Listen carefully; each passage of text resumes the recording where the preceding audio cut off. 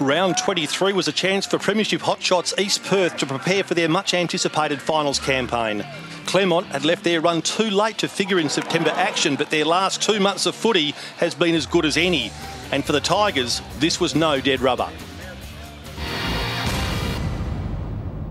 Yo with the first kick of the game gets Claremont into motion down towards half forward. McGovern lays it off to Seaby from outside 50. Long shot on goal. It's straightening up. As it's made it, it has. Perfect start for the Tigers. Wolf a little bit late. Neitz did well. Gives it to Yo. He's been a prominent starter. Here's Hanley again. Trinity Hanley.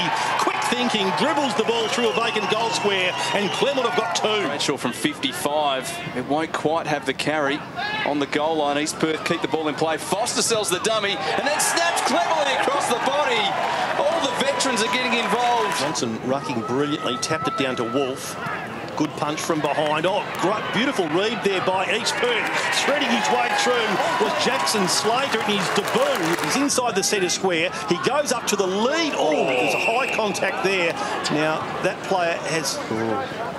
Don't like to see the leg shake like that. So the stretcher being deployed for Brendan Abbott. That is unfortunate. That's a risky kick. Over the top, Dobson did well, didn't take the mark. Now they've got numbers running forward of the play. Freddie Clutterbuck accepts the hand pass, steadies with a bounce, runs inside 50, and he's finished well.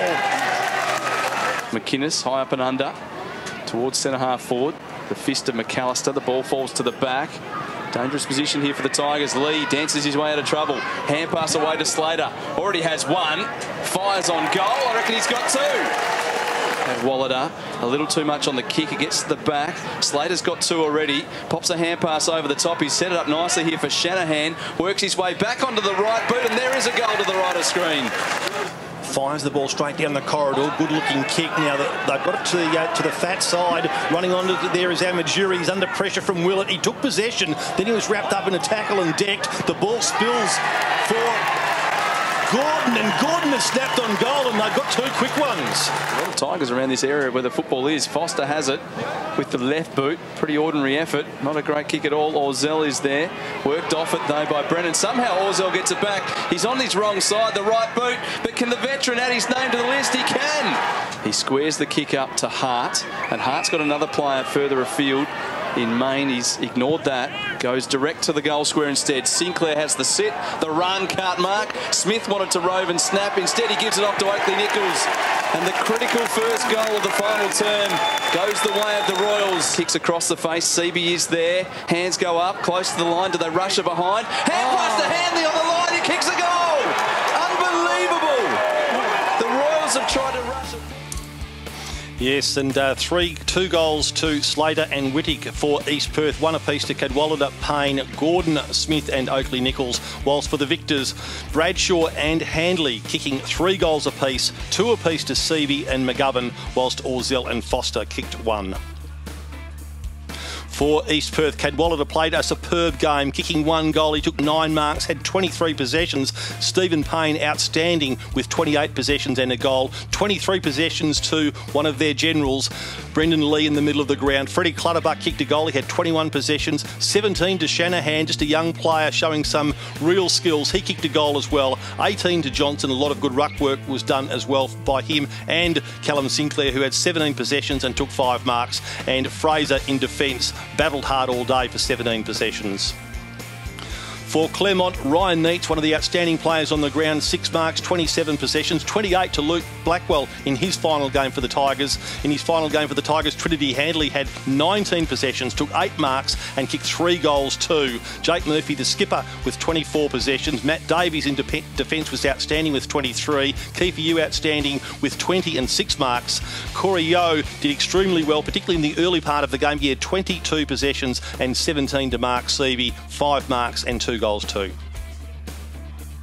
And there you have it. It was very even as far as the actual statistics went. Oddly enough, the inside 50s heavily in favour of East Perth, 53 to 36. Interesting free kicks, a lot more to the Tigers, 24-16. The centre breaks went the way of the Royals as well, 16-12. But what really mattered was the score, and it was the Tigers running out winners by 7 points. And they led all day in doing so. They led by 44 points at quarter time, by 16 at half time, by 10 points at three-quarter time. And in a thriller, they ran out winners 12-12 to 11-11, the margin 7 points.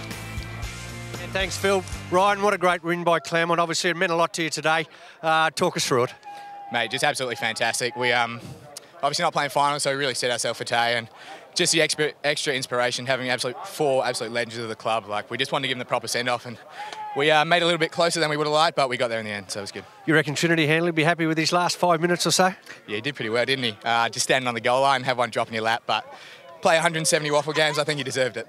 Yeah, terrific start that you had, mate. You must have really set yourself for the game. You come out and everybody from the crowd to the commentators were just shocked from the first quarter.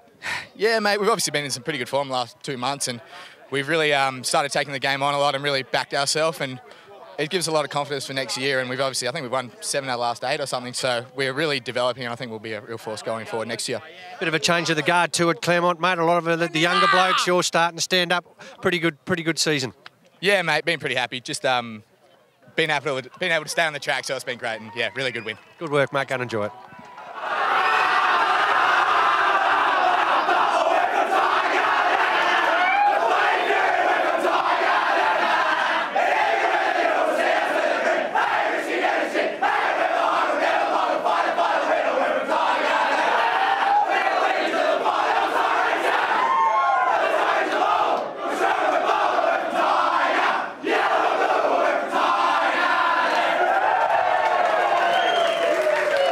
Michael, great win. A lot of people here today, obviously, for the 4 boys retiring, but I suppose a fairy tale story. Yeah, it panned out that way, didn't it? I mean, full credit to East Perth. They had a few numbers down, I think, on what is probably their best side, but they really came back at us hard, and we knew they would. They're a really top-class outfit, and the way our guys hung in there in the last quarter, they had a lot to play for, so I would have expected nothing less, but I thought it was a great effort by our boys to respect those 4. You mentioned the 4 boys at three-quarter time, obviously, when the game was in the balance. I suppose you must be pretty proud because they stood up, and East Perth come at you right at the end and possibly could have won if they kicked a bit straighter, but that's the way footy goes, so you must be pretty proud of the boys. Yeah, look, I'm very proud. I mean, everyone at the footy club, I think, has shown a lot of confidence in me and the players, and I couldn't be more thankful for the footy club. It was tough earlier on the year, I must admit, and the way we've turned it around gives us a lot of hope moving forward, and I think the 4 guys that finished today deserve nothing less because they've put this club in a fantastic position, and I think that they can leave now knowing that it's in pretty good hands. They're pretty 4 important players, obviously, one's won a Sandover, the 2 have been very handy, can go either end, all that sort of stuff. Is it going to leave a big hole?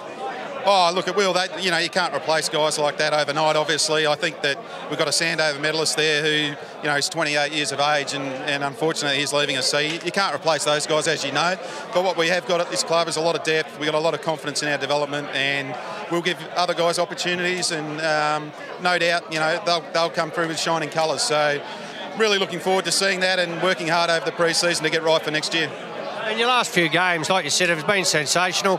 You've really finished off as probably one of the informed sides in the competition, and then to come and beat East Perth. I know they were probably a couple of players down, but you certainly threw everything at them. Your start was fantastic, and you just hung in really well. Yeah, look, absolutely. We knew we'd had to play attacking footy, and we certainly did that. We went into our shell, like you mentioned, at the breaks, and in the last quarter, we knew we had to kick a few goals to win, and luckily, I think Trinity got the last one, which gave us a bit of breathing space. But in the end, it was a great game of footy. I think everyone really enjoyed it, which is good.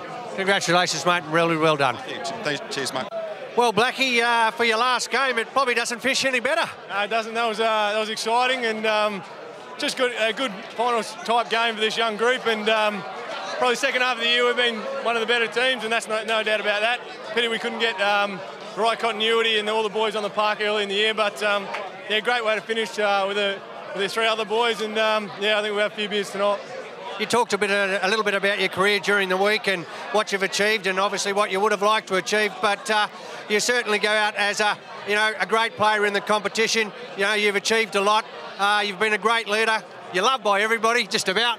But you know, it must have been a great way to finish. Yeah, that was awesome. I think the boys dug deep. They're a quality unit. They're almost, they're probably the 19th best, or they're probably better than a couple of the other ones in the AFL. They're a good side, and it's just a great way for the boys to dig deep. And it wasn't for us four. That's just the young boys digging deep and being a good side. So hopefully they can take that into next year and go all the way next year.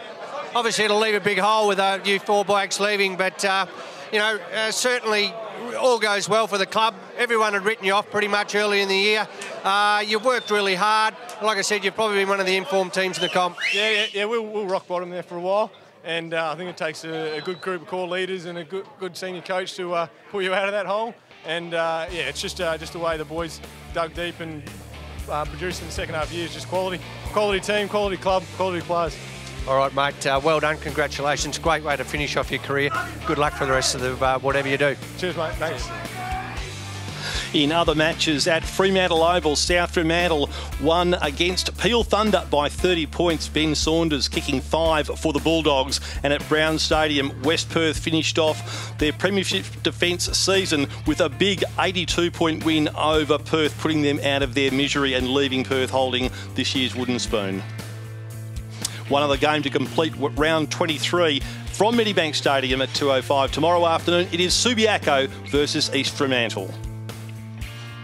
So East Perth finished the minor premiers, losing just 4 games for the season, sitting on top of the ladder.